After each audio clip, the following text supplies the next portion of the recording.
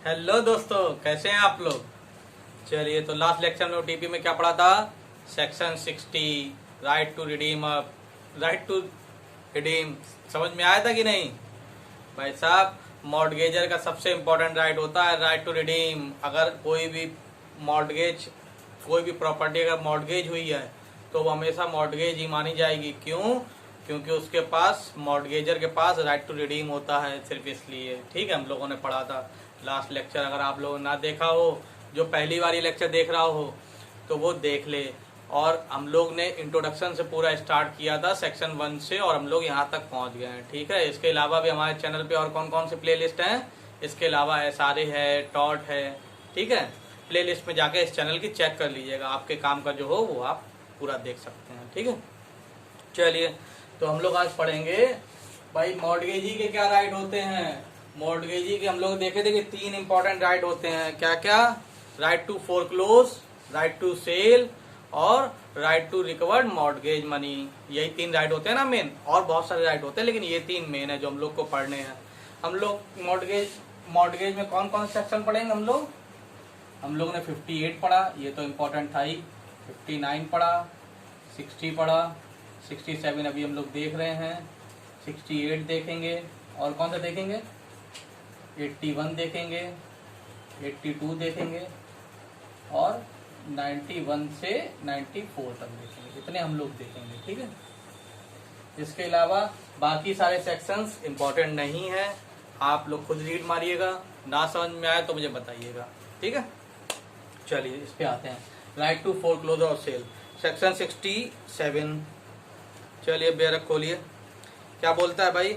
In the absence of contract to the contrary. ठीक है, इसको तो हटा ही दीजिए। The mortgagee has at any time after the mortgage money become due to him and before a decree has been made for the redemption of mortgage property और the mortgage money has become paid और deposit as hereinafter provided a right to obtain from the court a decree that the mortgagor shall be absolutely debarred of his right to redeem the property or a decree that the property be sold। क्या कह रहा है भाई ये 67 ये बोल रहा है कि 3 कंडीशन में कौन कौन सी, ये देखिए मैंने लिख के रखी है। पहला, in the absence of the contract of mortgage, the mortgagee has at any time after the mortgage money has become due। ये बता रहा है सेक्शन 67 कि वो फोरक्लोजर के लिए और सेल के लिए कोर्ट कब जा सकता है। ये 3 कंडीशन में जा सकता है कि किसी भी समय, eight any time when the mortgage money has become due. जब जो उसने मॉर्टगेज मनी की है ना, जो प्रॉपर्टी उसने दी थी, वो जो उसने मनी जो दिया था वो ड्यू है। ठीक है, और ऑब्वियसली मान लीजिए मैंने कोई एक मकान गिरवी रखा 5 लाख रुपए में, मॉर्टगेज रखा 5 लाख रुपए में। ठीक है, उसने मुझसे कहा था कि मैं 2 साल में ये पैसे देके आपसे छुड़ा लूंगा। ठीक है, अब 2 साल कंप्लीट हो गया, वो आ ही नहीं रहा, तो मुझे क्या करना पड़ेगा। अब क्या है, अब मॉर्टगेज मनी तो मेरी ड्यू है ही, तो मैं 2 साल बाद कोर्ट पहुंच जाऊंगा। किसके लिए? या तो फोरक्लोजर के लिए या सेल के लिए। तो पहला, mortgage money has become due. दूसरा, before the decree of redemption. कहीं ऐसा ना हो कि वो सेक्शन 60 में अब दूसरी पार्टी है वो राइट टू रिडीम का ऑर्डर ले आए। वो कब ला पाएगा? जब वो मेरा पैसे दे देगा। ठीक है, तो पहला, mortgage money has become due. दूसरा, before the decree of redemption.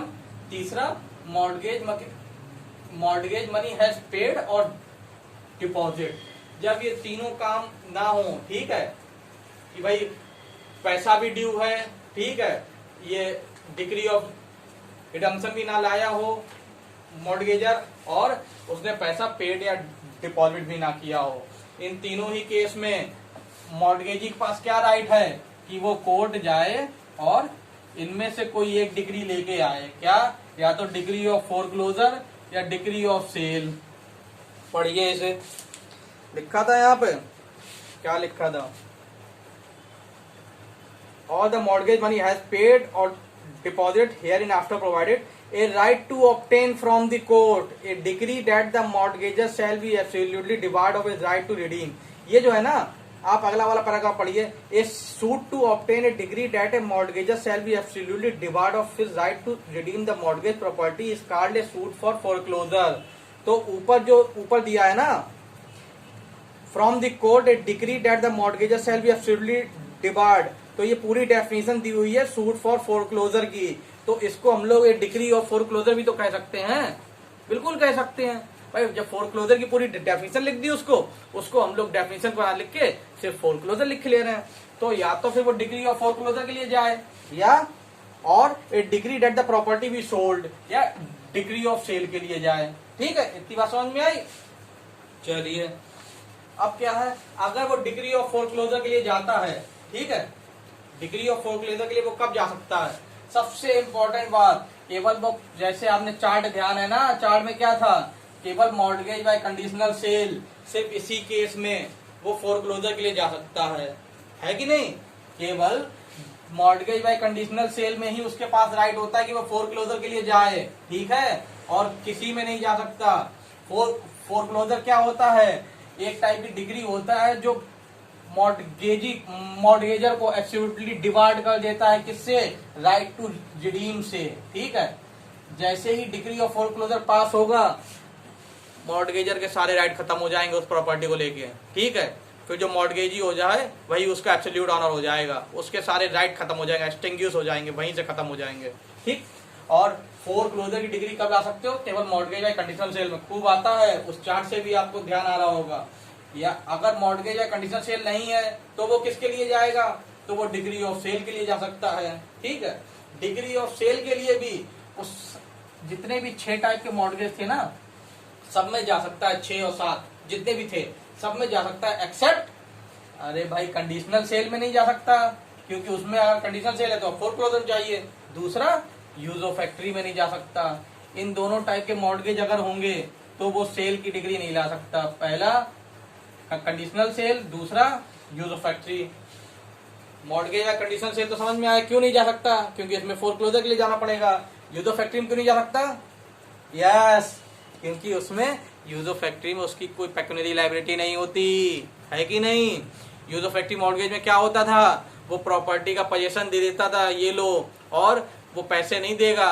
आप उसी प्रॉपर्टी से जब तक आपकी मॉर्टगेज मनी रिकवर ना हो जाए तब तक आप अपने पास रखो। ठीक है, जब उससे आप पैदा कर लो तब भाई वापस कर दो मेरी, है कि नहीं? एक एग्रीमेंट साइन होता था कि भाई 10 साल में इससे हो जाएगा, अपना कैलकुलेट करके वो अपना कर लेते थे। तो इसमें भी जब भाई यूज ऑफ फैक्ट्री मॉर्टगेज है तो आप सेल कराने की क्यों बात कर रहे हैं? आप तो इसी से पैदा करिए और अपना मॉर्टगेज मनी को जो है रिकवर करिए, है कि नहीं? चलिए, आया सेक्शन समझ में कि नहीं? ये जो है कि किस किस में कर सकते हैं, किस में नहीं, ये आपको इसी के 67 के क्लाउज ए को पढ़िएगा, उससे समझ में आएगा। ठीक है, 67 का क्लाउज ए दोनों ही, और बाकी ये नीचे वाले जो बी सी डी है ये कोई काम के नहीं है। ठीक है, फिर फालतू में बर्डन है अपने लिए और कुछ नहीं। 67 ये क्या कहता है? 67 ये कहता है, देखो अगर मान ली ए आदमी है, ठीक है, इसके पास 3 प्रॉपर्टी थी, एक्स, वाई और जेड। एक आदमी है ए, उसके पास 3 प्रॉपर्टी थी, एक्स, वाई और जेड। उसने ये तीनों ही प्रॉपर्टी बी को मॉर्टगेज की थी। ठीक है, अब ये क्या चाहता है? अब ये तीनों प्रॉपर्टी के लिए जाना चाहता है, किस पे? राइट टू सेल के लिए या फोरक्लोजर के लिए। तो 67 ए ये कहता है कि देखो अगर ऐसी कोई बात हो ना, जब पार्टी सेम हो, ठीक है, तो आप क्या करो, एक ही सूट फाइल करो, अलग अलग करने की जरूरत नहीं है। ठीक है, एक ही केस फाइल कर दो, उसी से ही काम चल जाएगा। आपको क्या लिखा है? राइट टू सू फॉर नहीं, mortgagee went bound to bring one suit on several mortgages. ठीक है, कब वो एक ही उसे केस फाइल करना पड़ेगा? इन केसेस में वो बाउंड है कि केवल एक ही सूट फाइल करे, फालतू में बर्डन नहीं डालना है कोर्ट पे, है कि नहीं? चलिए, समझ में तो आ गया होगा। ये हम लोग का राइट टू फोरक्लोजर और सेल हो गया। अगला हम लोग देखेंगे right to sue for mortgage money. चलिए ठीक है, थैंक यू।